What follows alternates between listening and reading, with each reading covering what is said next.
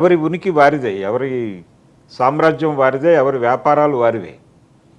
ఒక బ్రాండ్ కింద వీళ్ళు ఉండే పరిస్థితి కాదు, వీళ్ళ బ్రాండ్ కింద వాళ్ళు ఉండే పరిస్థితి కాదు. అల్లు రామలింగే లేకపోతే మీరెక్కడో పంచర్లు వేసుకునేవాళ్ళు అనే మాట ఒకటి ఈ మధ్య బయటకు వచ్చింది. ఇలాంటివన్నీ కూడా ఈ రెండు కుటుంబాల మధ్య అగ్గిరాజేయటం కోసం బయటకు వస్తున్నటువంటి మాటలే. ఎవరి క్యాంప్ అంటే మెగా కాంపౌండ్ హీరోగా అల్లు అర్జున్ బ్రాండ్ అవ్వడానికి ఇంట్రెస్ట్గా లేడు.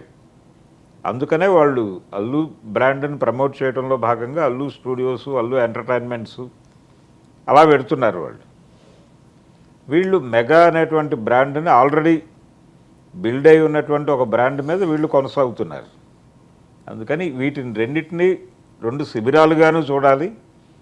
ఈ రెండిటి మధ్య ఒక రిలేషన్ ఉంది అనేటువంటి స్పృహ కూడా కలిగి ఉండాలి, లేకపోతే ప్రమాదం.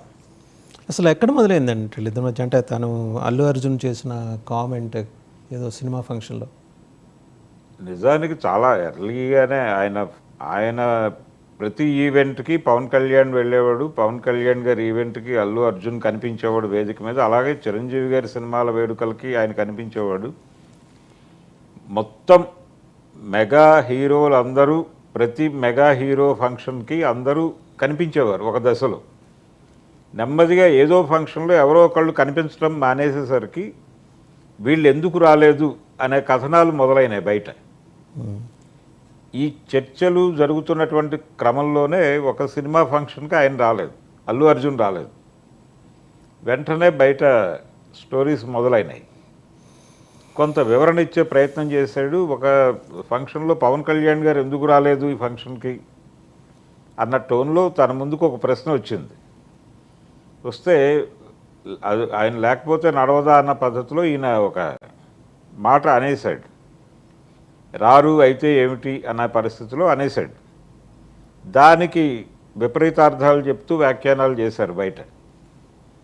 అక్కడి నుంచి మొదలై రకరకాలుగా వెళ్ళి ఇలా స్థిరపడింది ప్రస్తుతం ఈ వివాదం. అయితే కొత్తగా రాజుకోవడం వెనకాల మాత్రం పొలిటికల్ డెవలప్మెంటు. ఆయన శిల్పా రవికి ప్రచారానికి వెళ్ళాడు కాబట్టి ప్రచారం కూడా చేయలేదు. ఆయన జస్ట్ వెళ్ళి ఒక బయట ఇచ్చి వచ్చేసాడు అంతే.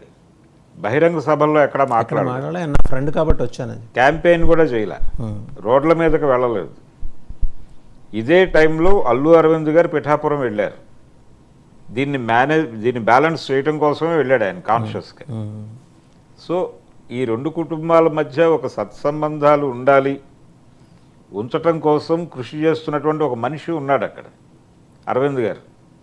ఆయన ఆ పనిలో ఉన్నాడు కాబట్టి టెన్షన్ పడాల్సినటువంటి అవసరం లేదు ఎవరు. యువతల చిరంజీవి గారు కూడా చాలా బ్యాలెన్స్డ్ ఇండివిజువల్ ఆయన. అవును. సో ఆయన కూడా సాధ్యమైనంత వరకు ఏంటంటే కొహెసివ్ అట్మాస్ఫియర్ ఉండాలని కోరుకునే వ్యక్తి అని. వీళ్ళిద్దరి మధ్య అంటే ఈ రెండు కుటుంబాల మధ్య ఏదో విభేదాలు వస్తున్నాయి అని మాట్లాడుకుంటున్న టైంలోనే రాజమండ్రిలో అల్లు రామలింగయ్య గారి హోమియోపతి కాలేజ్ ఉంది. అక్కడ ఆయన విగ్రహావిష్కరణ సభకి వీళ్ళిద్దరూ హాజరయ్యారు. చిరంజీవి అలాగే అల్లు అరవింద్ వీళ్ళిద్దరూ హాజరయ్యారు. ఇద్దరూ చాలా చాలా సరదాగా కనిపించారు ఆ వేదిక మీద.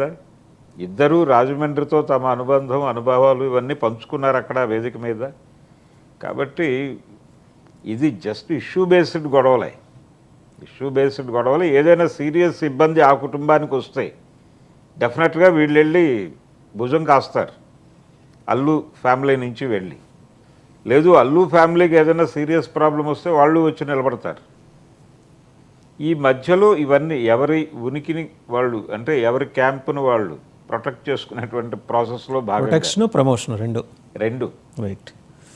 ఇక రెండో అంశం కూడా సినిమా ఇండస్ట్రీస్కి సంబంధించిందే. మొత్తానికి నిన్న ఇదే సమయానికి మనం మాట్లాడుకున్నాం. అప్పటికి ఎంగేజ్మెంట్ కూడా